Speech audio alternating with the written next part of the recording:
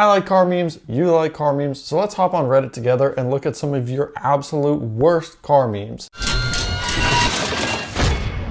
The very first thing here that we got is basically some SUV slander for some people who really don't like SUVs, which is, do you need an SUV? No, don't get an SUV. Do you need an SUV? Yes.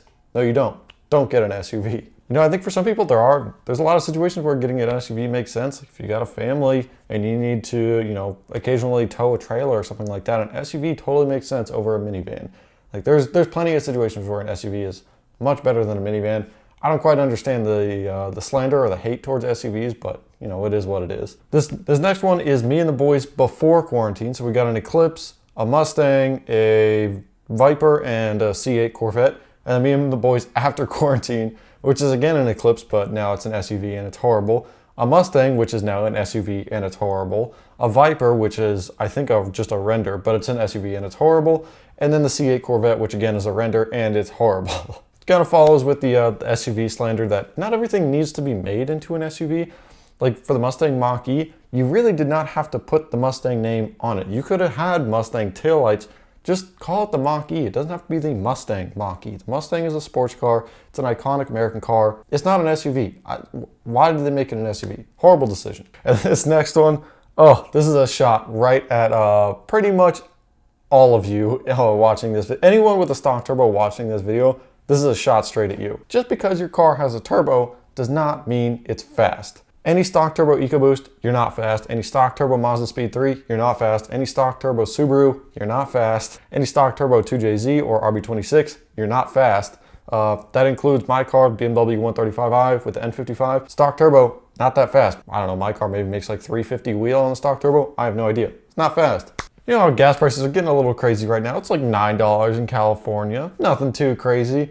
This is, the screens at gas pumps should play porn clips so that you can watch other people also getting fucked at that moment. Why did they put those screens on those gas pumps? Am I the only one that thinks that those are the most annoying things ever? Like, I'm just trying to pump my gas in peace. I don't need to, like, have this loud ass TV playing advertisements right in front of me. Like, I see enough ads all throughout the day. I don't watch TV for a reason.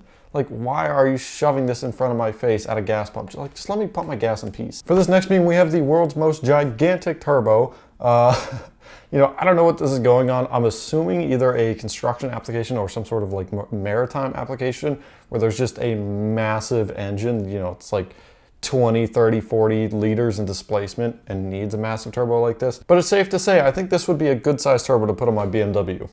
Dudes with LED headlights, they're not that bright. Everyone else on the road just getting fucked by your headlights. If you run HIDs or LEDs, please, for the love of God, either one, get projector headlights and not just your standard reflector headlight, or two, and this kind of goes in conjunction, adjust your headlights properly. I'm so sick of seeing leveled out trucks with non-adjusted headlights. Quit being lazy. Just go fix your fucking headlights. And this is following the news that the STI is dead. Subaru will only be making a WRX version of their new car, and from what I understand from the reports, they won't be coming out with an STI until they move towards electrification or some sort of hybrid drivetrain, which I'm personally like, I'm kind of fine with that because hybrid drivetrains and electric drivetrains have a lot of potential for performance, but it is kind of sad to see kind of a JDM icon, a JDM staple of JDM performance is kind of just dead. It's gone.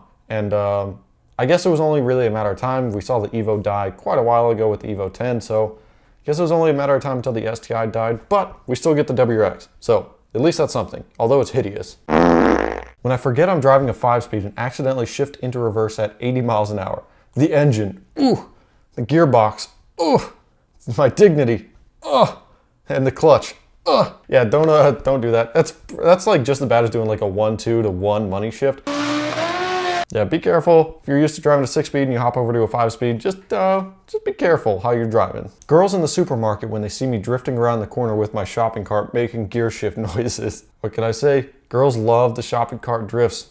Irresistible. 10 out of 10. You pull that off in a supermarket and you are bound to come home with more than just groceries.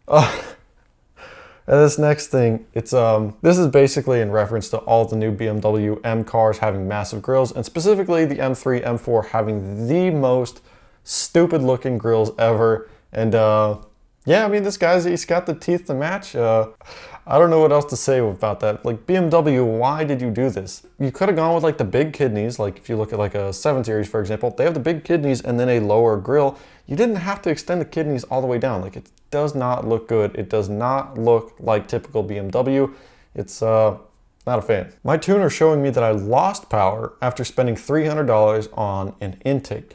Yeah, fun fact, most cold air intakes will actually lose you power. This is a lot more common knowledge than it used to be. A lot of people, you know, they would go to the grave. This was like their hill to die on, that aftermarket intakes made power. And their only proof of that was the marketing from companies who made aftermarket intakes. A lot of independent dyno testing over the years, especially with newer vehicles like the BRZ, you know, the FA20, have shown that in most new applications, the stock airbox is actually fantastic. Mitsubishi Lancer Evolution, dead. The Subaru WRX STI. Yeah, yeah, but in this case, it's kind of funny because now the STI is dead as well, so RIP. This next thing is I believe a Pagani Zonda of some sort mixed with a Honda Civic. So you've got the Zonda Civic. I don't know what you would call that. Whoever, like if you're out there and you're watching this video, you Photoshop this, drop a comment down below because this Photoshop is actually really well done and it's absolutely fucking hilarious. And this drives me nuts every single time I work on my car. You set the 10 mil down for 2 seconds, you put the tool down and it's just gone. I've lost probably like 50 10 mil sockets over the last 10 years of working on cars. No idea where they all go. They just fucking disappear into thin air. I don't understand it. This is a shot at anyone with a BRZ, FRS, GT86, GR86. They're cool cars, but oh my God, are they slow. This just proves it. 2016 Honda Pilot, 0 to 60 in 6.1 seconds. 2020 Subaru BRZ, 0 to 60 in 6.4 seconds. That's embarrassing. How could you buy a 2-door coupe that's literally slower than an SUV? All right, changing things up here, we got the Mitsubishi I want versus Mitsubishi I can afford. And yeah, felt you on that one, brother. Especially with like the current climate with all the inflation and all the insanity, cars are so expensive right now, especially trucks and some rare JDM cars, but man, everything is just outrageously expensive right now. And it's not necessarily that those vehicles, so those hard assets have gone up in value as much as it is that the dollar has gone down in value. Ford, after writing EcoBoost on the side of a 2013 600 horsepower Falcon V8 race car, they're Arnold out there in nature with all the animals surrounding him. I don't know why they do that kind of stuff, but for those who don't know, the EcoBoost itself, like so for example, a 3.5 F-150 EcoBoost, they're actually not as good on gas as you'd think. It's more of like eco or boost. You can't really do both. In the sense that like an EcoBoost at full throttle is gonna use pretty much just as much gas as a 5-liter Coyote at full throttle. Showing people the project car I've had for 5 years. It ain't much, and it doesn't work.